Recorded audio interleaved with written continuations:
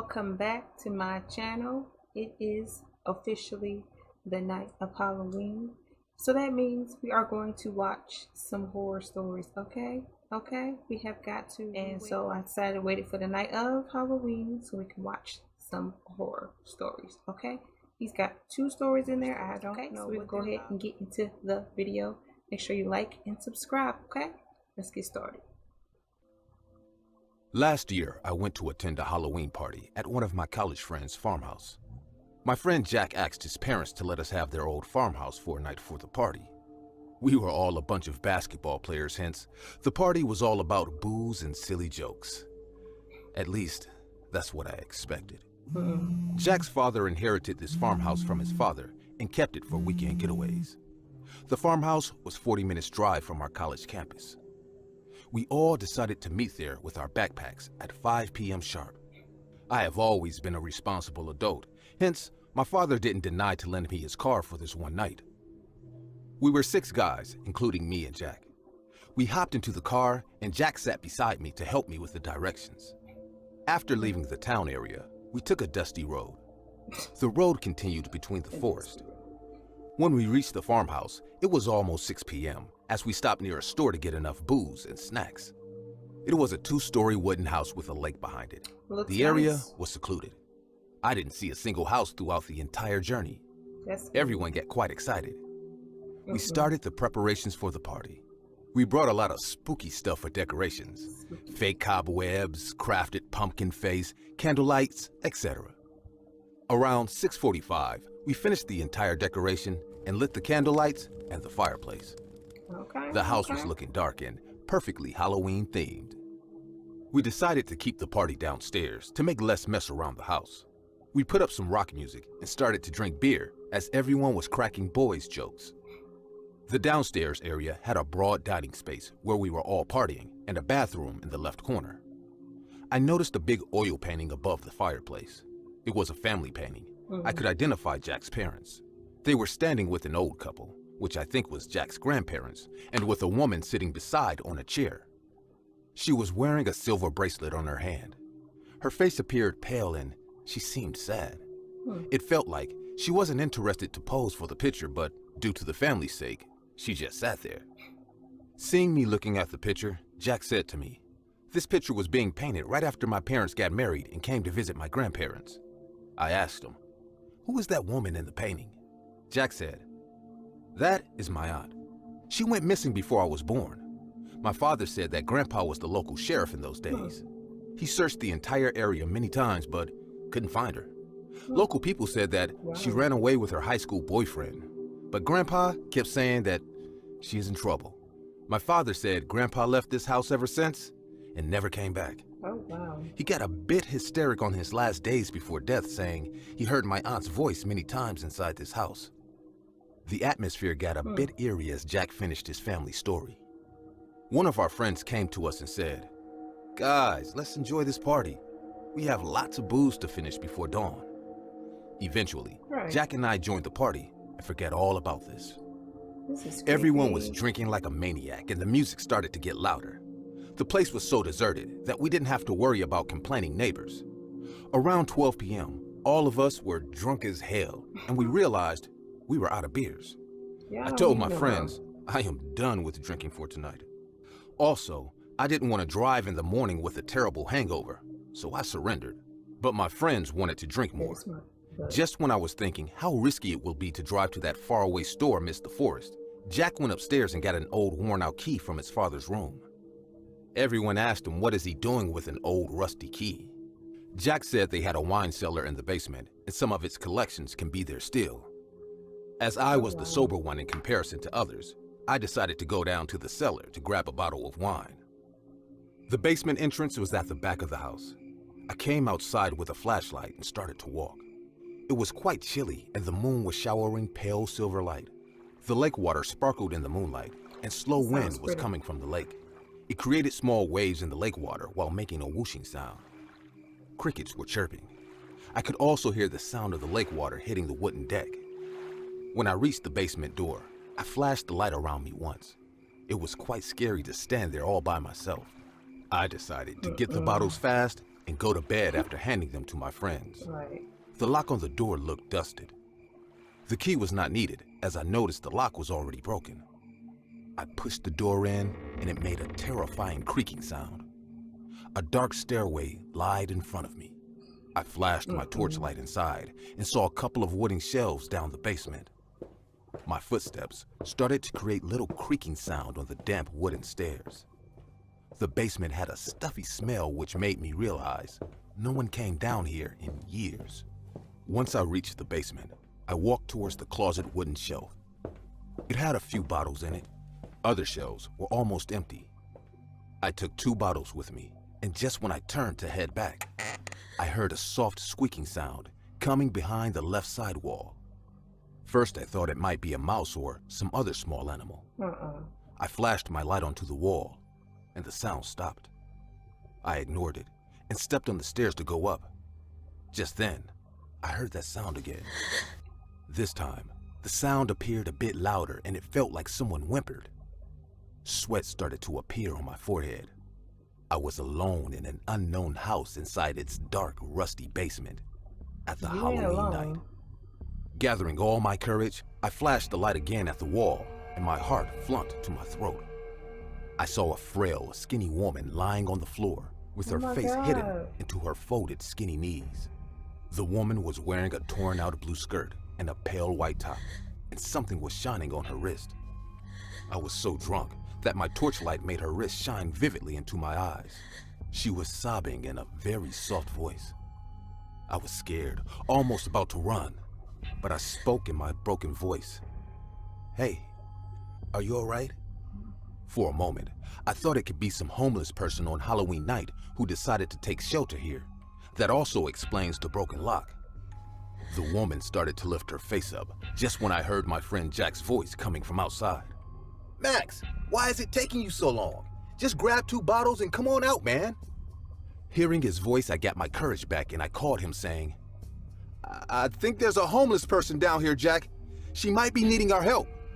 Jack came down with 2 of my friends and they flashed their lights all over the basement. Surprisingly, there was no one. Wow. The lady was gone. They all made fun of me for hallucinating ghosts after getting drunk on Halloween night. Embarrassed by myself, I also agreed that I might have hallucinated the entire incident and got back to the house. Boy. I lied down in my sleeping bag near the fireplace. My friends continued to party and drink like before. Just around 3 p.m., I woke up to go to the bathroom. I saw all my drunk friends lying here and there and sleeping like a rock. Some of the Halloween candles were still burning, but the fireplace ran out of wood. Light and shadow were playing all around. As I walked to the bathroom, I heard a knock on the glass window nearby. I turned to look, and what I saw terrified me for life. It was that woman from downstairs. Her face was in the dark, but I could see her standing outside the window. Her weak, frail hand kept knocking on the glass. Clank, clank, clank. Suddenly, she leaned to the glass, and I saw her horrifying face. Her eyeballs were dripping out of the eye sockets. Her face was so vicious that I could hardly figure out how she looked like. Suddenly, my eyes went to her lean wrist. At that very moment, I identified she was wearing the same bracelet that Jack's aunt wore. I might have thought she came back after all these years, but the way she looked, I was sure it wasn't a living person.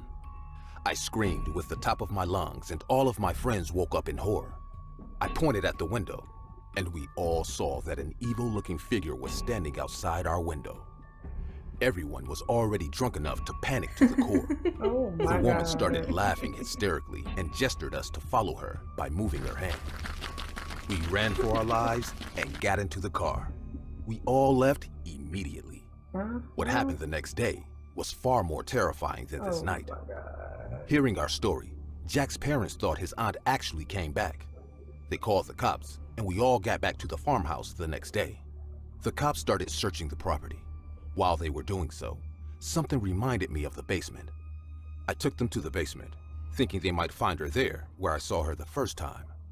A cop flashed his torchlight into the left side wall after I pointed out there was something sparkling under the worn-out bricks. The cops tried to pull it out, but seemed like it was stuck into the wall from the inside. The cops then started to kick the wall and a hollow sound came. It felt like there's an empty space behind the wall. Oh After God. 4 to 5 kicks, the wall broke down, revealing a secret space stuffed with cobwebs and spiders. What happened next was beyond our imagination. They discovered a skeleton of a woman dressed in a blue skirt, white top, Wow. and the sparkling thing was the bracelet on her wrist. It was indeed Jack's aunt. Later, we came to know that her boyfriend murdered her. Instead of dumping her body somewhere else, he waited for the family to move out and came back to this house. He broke into the wine cellar and buried her inside the wall. Wow. The cops are still searching for that man. I stopped going out at Halloween nights after this incident, but when I think about that night, a thought revolves in my head. This sounds like a I don't movie. think Jack's aunt wanted Yeah, to I saw scare it. me. Rather, I feel she wanted me to help her. That's why she gestured us to follow her. Just how she kept calling for Jack's grandpa, all the time, being buried inside the wall. Oh wow. That is terrible. I'm a doctor by profession. Thus, be it holiday or weekday, we are bound to respond when duty calls. I'm a 30-year-old male, working in the emergency ward. Needless to say, the emergency ward is always busy. I have seen enough cases of horrible accidents or suicide, which is why very few things in life can manage to scare me. But this one incident in particular still gives me perspiration whenever I think about it. It was the night of Halloween, and when the entire town was busy celebrating, me and my colleagues were busy saving lives, like always. It was around 8 p.m. when a case of suicide attempt got reported in our ward. I was changing the saline of one patient when my teammates came rushing to me, and they said they needed me immediately in the operation theater. Without any delay, I ran to the OT. After reaching there, I came to know from my fellow mates that a woman around the age of 28 to 29 has been admitted by an office building security guard to the hospital. She tried to commit suicide by jumping off from an office roof on the 5th floor. Wow. Her condition was very critical as she had some major head and spinal cord injuries. I would think so. Her right eye got smashed and severely damaged after hitting the ground. She was bleeding terribly, which was another alarming situation that made us worry. After 2 hours of surgery, we somehow managed to stop her bleeding, but her condition didn't improve. Though doctors never speak of losing hope, but this time, we were not so sure about her chances of surviving this huge accident. I immediately told everyone to inform her family. As per the protocol, we also informed the local police station about this suicide case. I have seen many patients giving up hope, even in curable conditions, but this woman was giving a tough fight. Around 11 p.m., the nurse came and reported that her pulse is performing stable, but due to the huge loss of blood, her blood pressure is very low. I went to change her blood pouches. Her cabin was the last one in the emergency ward corridor. Due to the Halloween night, majority of the workers took off, hence the hospital was really quiet than usual. As I entered her cabin, I saw her lying on the bed breathing heavily. The oxygen mask on her face was getting filled with vapor whenever she exhaled. I silently changed her blood bags and checked her heart rate on the monitor. I had no other work in my hand, so I took a sit on the couch in her cabin just to keep an eye on her. Her blonde hair turned red in some areas because of her severe bleeding from the head. Oh wow. I thought to myself, what could be the possible reason for her to commit suicide? I felt curious that why wasn't she at a party on Halloween night? Time flew like the wind, and I dozed off on the couch, God knows when. It was around midnight when I woke from my slumber, hearing a sound. As I opened my eyes, I got extremely shocked. The woman was sitting on her bed and looking directly at me. Her face was heavily bandaged on the right side, but her partial face was clearly visible. She was staring at me with her left eye. The oxygen mask was hanging down her chin. I was highly startled to see such a sight. On such a condition, I couldn't believe how she managed to wake up, even Right. after being heavily sedated. I got my shit together and asked in a low voice, "Do you need anything, ma'am?" She just nodded her head, saying no. Then I again said, "You better sleep now. You need a lot of rest." She then smirked at me and said, "I am getting it already. Can you do me a favor?" Her words made no sense, but just to get her back in bed, I said, "Sure, what is it?" She looked at the door and replied, "When my husband arrives, tell him I saw him, and I will come for him." This time, I got completely sure that she wasn't hallucinating, and all this was just an outcome of her critical condition. I ignored her words and walked towards her bed. She kept staring at me. I went close to her and said, "I will tell your husband. Now, please, go back to sleep." After helping her lie Boy. down, I put the oxygen mask back on her mouth.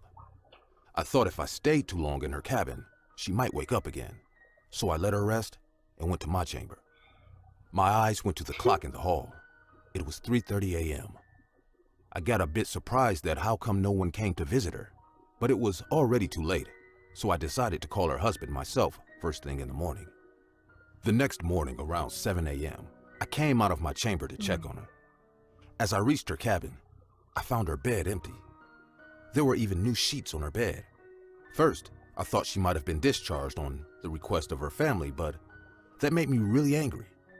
Her condition was really serious, and under no circumstances should she have been discharged, at least not today. I quickly rushed to the control desk. The nurse who attended her last night was standing there. I went to her and said in an irritated voice, "Who released the woman in cabin 9 without consulting me?" The nurse seemed really surprised as I asked the question. Her expression gestured that I am asking a very stupid question. I got even more irritated and said, "Please tell her husband to get her back here. She needs medical help. Her condition can deteriorate if they keep her." But the nurse didn't let me finish and said, "Don't you know, doctor? I thought someone already told you." I was in total confusion, but it didn't last long. The nurse told me that she passed away around 3 a.m. Her husband came and took her body to organize the cremation ritual. It was 4:30 in the morning, and as I worked late, the ward workers thought not to wake me up from my chamber. The ground beneath my feet felt like they were falling apart. I couldn't think, I couldn't speak for at least an hour. I walked to my reporting head and asked for an off for that day. After I went home, I repeatedly told myself that no, I wasn't dreaming. She spoke to me. I remember each word that came out of her mouth. But how can she talk to me when she's already dead? A week later, a horrifying news came to our local newspaper. A famous industrialist died by falling off his office roof. His fellow employers said to the police that he was having an affair with his secretary. His wife came to know about it, which is why she tried to commit suicide from the roof of his office building on the night of Halloween. Police think this too was a suicide, though some people think it was his guilty conscience that drove him to take his own life. Nope. The time of his death was pronounced at 3 a.m. As I sat in my living room staring at the paper, Wow. suddenly the woman's words that night made sense to me. When I told her she needs to rest, she replied, "She's getting it already," which indicates she was already dead. A cold sensation rushed down my spine when I thought about the second part of her sentence that, "When my husband arrives, tell him I saw him tonight, and I will come for him."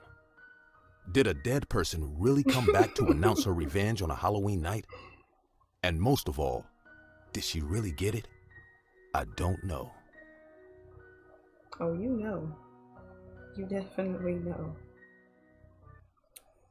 Wow. Well, those were pretty intense, I tell you.